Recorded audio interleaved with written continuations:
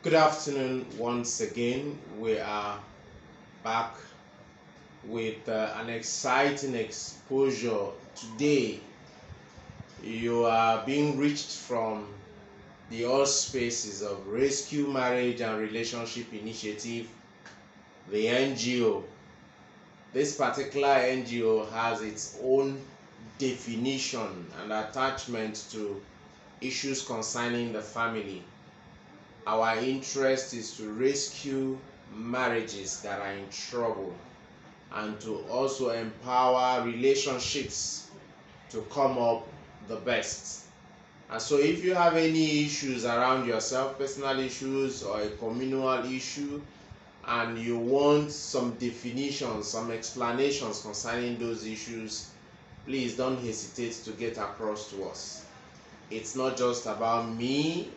I have a team, and that my team is also attached to other teams. We have specialties and people who are looking after those special areas. Today I want to take a part that has to do with parenting. Parenting. Parenting is a very important issue in family and in relationship. A lot of people take it for granted, but the fact remains that if our families are good, it's because parents who are part of that family have actually built the families to be good. And what are we expecting from families? Families should be able to produce the young ones, proceeds of those families coming out to be better than their parents. And so the best I can do as a person is giving to the society children who are better than me in every facet. And if I leave children who are not better than me in any way, that means I have not done well. Because the better tomorrow will start from you. And that you is being able to hand over to the next generation a better you. And so I just want to give out tips that will help you as a parent to produce wonderful children. In gender issues concerning what I'm rolling out now, it might just be she and he, the female gender. But in a case where it's not the same with you, just change it so that it will sound he instead of she. But the message is what we need to pass on. Parenting is actually from conception till death do you part. Some people will think that, okay, the parenting will start when the child is born, and as soon as the child gets into his or her own family, parenting stops. No. Just like marriage is separated by death, so parenting and being a child will be separated by death. And so if you are a great grandfather, congratulations, you have done a bit in the life of your own child who has born other children. And so parenting continues, and it's just being able to pass to the next generation the real you that has valued the world, the real you that the world has gained from.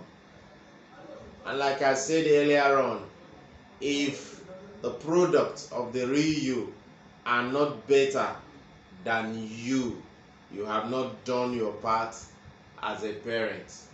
And so parenting in a form of emphasis will only end by death.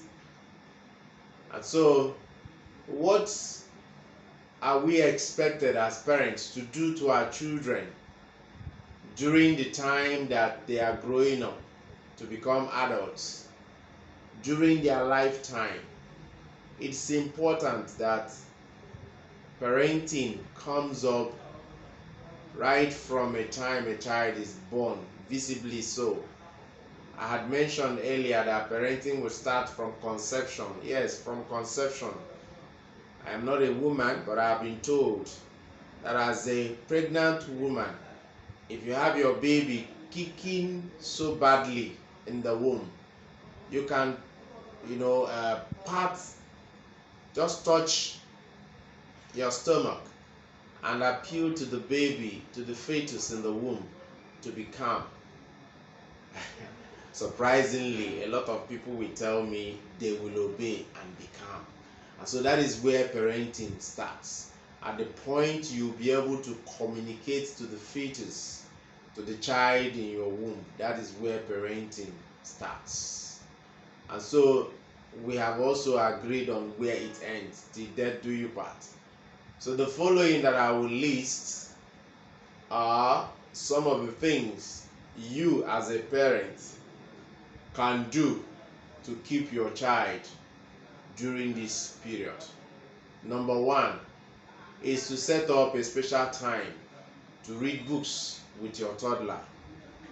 Set up a special time to read books with your toddler. Remember, I said that I will prefer the feminine identity in discussing this. It's not because of anything, but I would like to use she in my delivery than struggling with he or she. And so, for a child that is a toddler, these days we have children start the formal learning from very early age. And so you see a child that is maybe 2 months, 3 months, 4 months, and the child is already registered in a school, so that the parents can afford to have the time to attend to the things that they do to earn money. And so children start school very early, very, very early. And you see a situation where parents leave the education of that child entirely for the school. The message I'm bringing to you is that you find a space to be part of that education by getting books that you can read to your child, even when that child is a toddler. Number two, encourage your child to take part in pretend play. I know when we were growing up, there were plays that could lead to hide and seek. Pretend play is a kind of play where you have every identity of a reality in the play. If it needs to be father, mother, child, the father, mother will be part of it. The child will still play his or her own part. And so that helps the child to develop relationship in the play. For some of them who will get so engrossed in that play, at the end of it, when you are calling it short, they will still be begging you, "Daddy, no, let's do it again." Okay? So you encourage your child to take part in pretense play. It helps. The next to it will be you play parade or follow the leader. You play parade or follow the leader with your child. Why is it necessary to talk of parade or follow the leader? It's necessary because the child should learn to follow instruction. So do what the leader does is following an instruction. And so the child is not carried away or want to wait for that instruction that you give, that the child will want to continue from the explanations you are giving. The number 4 is that you help your child to explain things around her by taking her on a walk or a wagon ride. Wagon ride can just be a ride in your car, but let the child be in a place where she will observe things. If you are walking in the first place, let the child be kept safe from traffic. If you are walking yourself as an adult, you are expected to walk in a place where you will see the incoming vehicle. And so if you are looking at the incoming vehicle, which is a safe place by all standards for you to walk, your child should be by the left hand side if the oncoming vehicle will pass by your right hand side. So it's safer to have the child at the extreme of your own position than having the child in your right hand side, the same side that the vehicle will come, even though you are facing the oncoming vehicle. And so by that walk, the child is learning safety on the road. And be sure you are holding the hand of the child. Some young ones will want to struggle and say they want to walk on their own. Please hold the child's arm in such a way that the child will not slip off. Make sure you are holding the child's arm for safety reasons. Number 5, encourage your child to tell you her name and age. There are basic information that children at the toddler level are supposed to keep.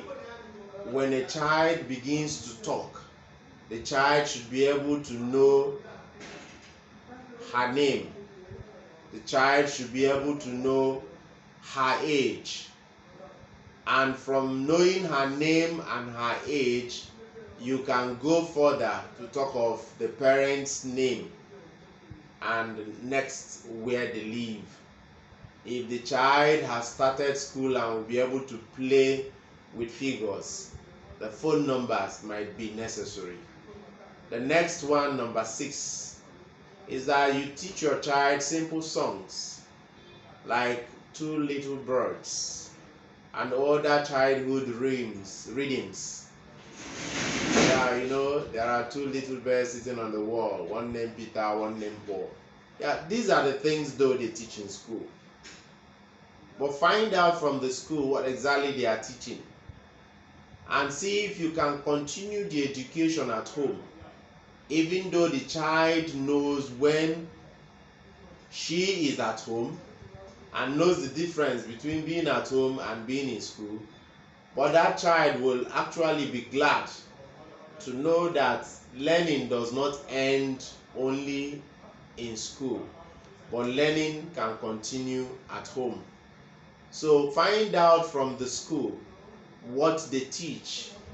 I know that some teachers will be reluctant giving you that information, but it will help so that there will be a continuation of school things at home. Some of the children look forward to it. The next one is number 7. Give your child attention and praise when she follows instructions and show positive behavior, and limit attentions for defiant behaviors like playing tantrums. Teach your child acceptable ways to show that they are upset.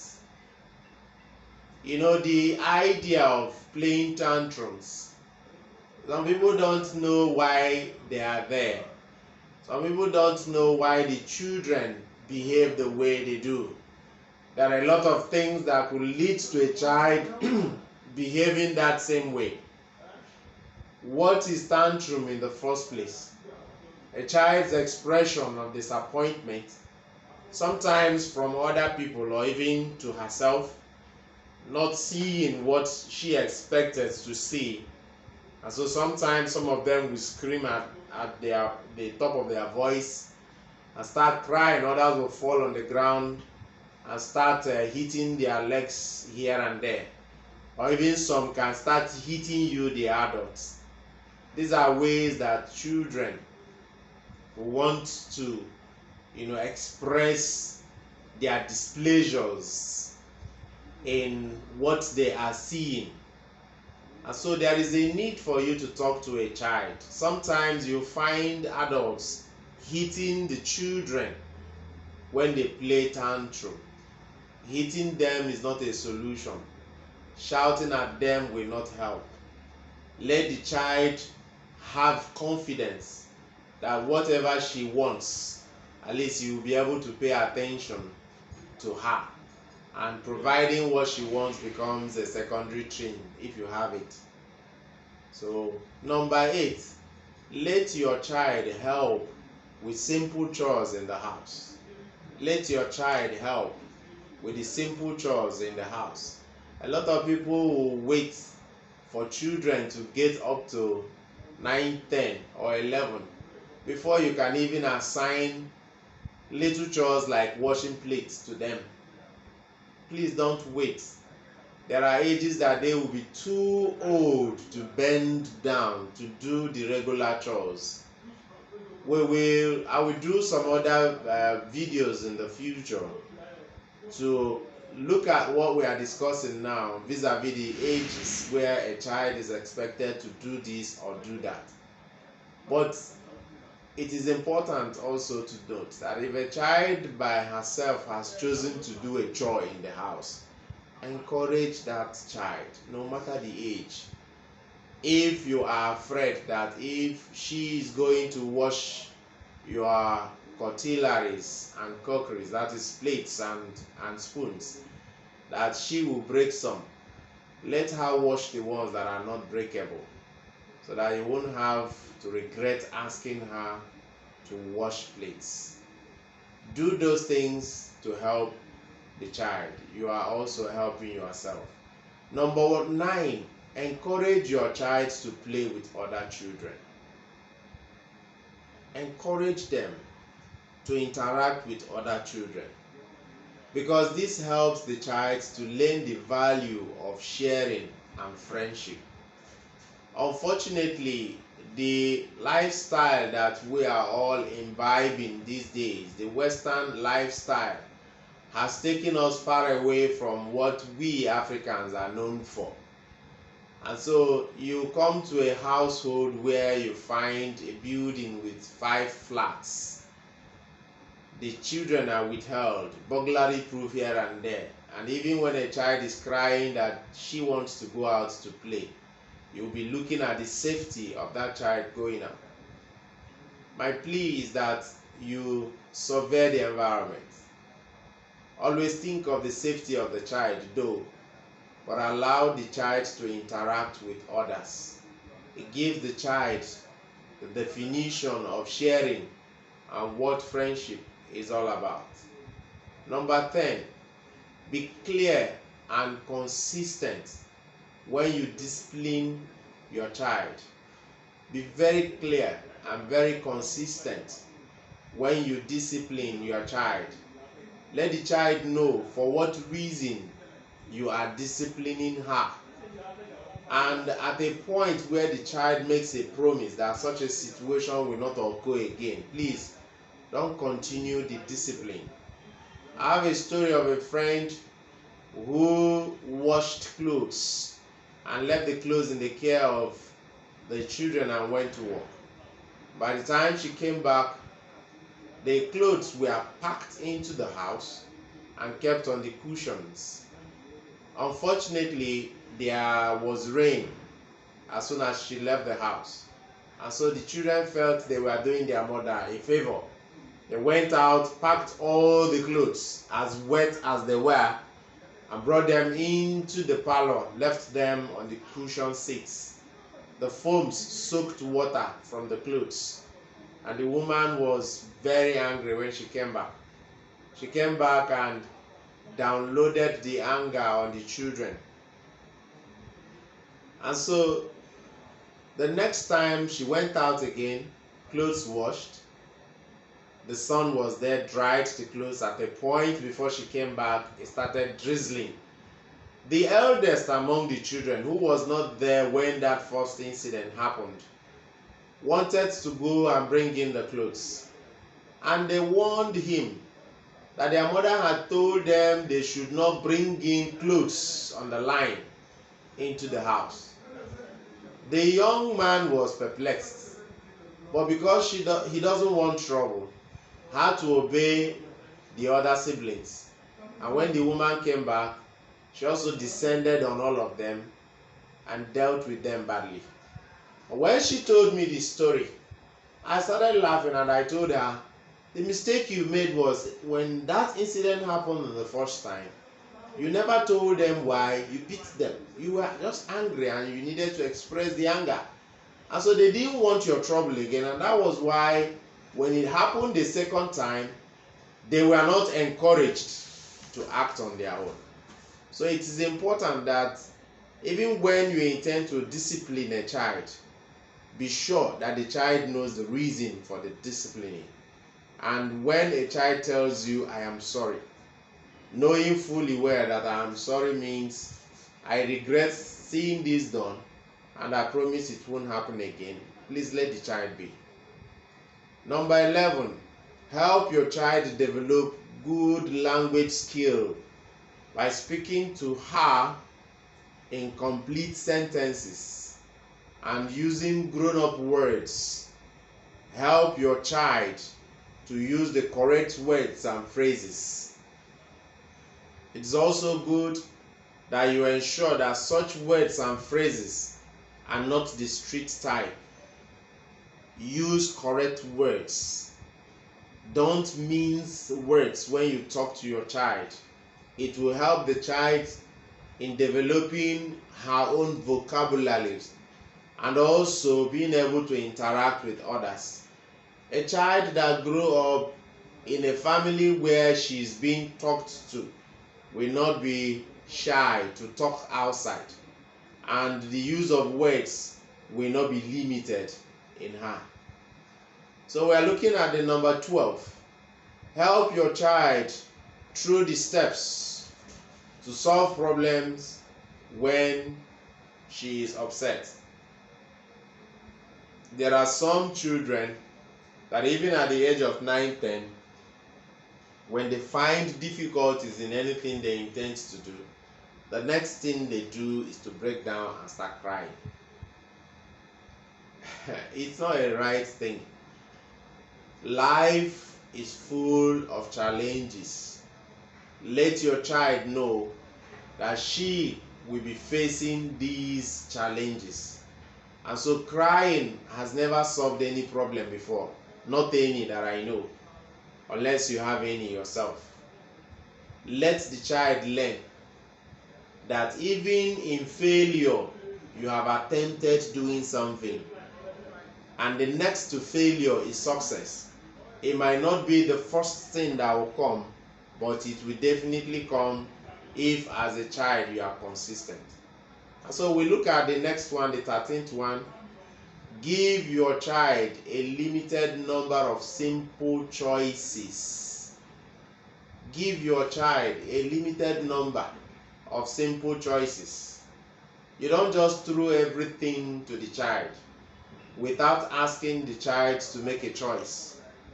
And so if there are things that have choices, let the child be the one that will tell you, I prefer this to that. I want this and not that.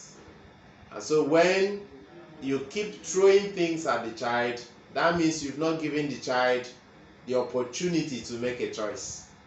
You see, I used to challenge school proprietors, for instance, on choices of color for the children that they are grooming. A lot of people have had this idea that, boys, blue is for boys, they go for boys, while pink is for girls, they go for girls. I refused to accept this. And there are people who started that ideology when children were growing up. And they grow up with the idea that everything they have around them as ladies are pink color. And so you have a mother who is also pinky. And they expect that the men will also be bluey. Life is not like that. If you want to identify the choice of color for your child, maybe a small plastic ball, 7 of them, 7 different colors. Leave them for the child to pick. And if you do this 3 times, you find out that the child is always going to pick out of the collection of balls the very color that appeals to her. That is where you will start deciding the color of dress you should buy for your daughter, not necessarily the one that everybody goes for. If you take your child to a place where they are selling biscuits and there are collections of biscuits, you might have the opportunity of letting her sample the taste of the biscuits, and at a point she will settle for one. The other choices you are making and you are struggling to deliver to her might not be her own choice. Is it possible for a child to have a choice? Yes. A child has a right to have a choice. And so you don't force colors, you don't force food, items, drinks, and things like that into the throat of a child, and you expect acceptance at all times. Give your child the opportunity to make a choice, and that child will grow up with the perception that at all times she has a choice to make. It will also help you. There are times you should give your child liberty to choose what to do, but in such cases, endeavor to guide the child. Thank you so much for listening. I pray that these 13 points will make meaning to you. Review them as the cases are. Review them with time and see the ones that you will need to apply now, but they are all relevant. Subsequently, we go into the discussion of parenting, but now putting them within groups, and we look at what should be done to the children that are within that age bracket. Endeavor to live for our society children who must be seen to be better than you are.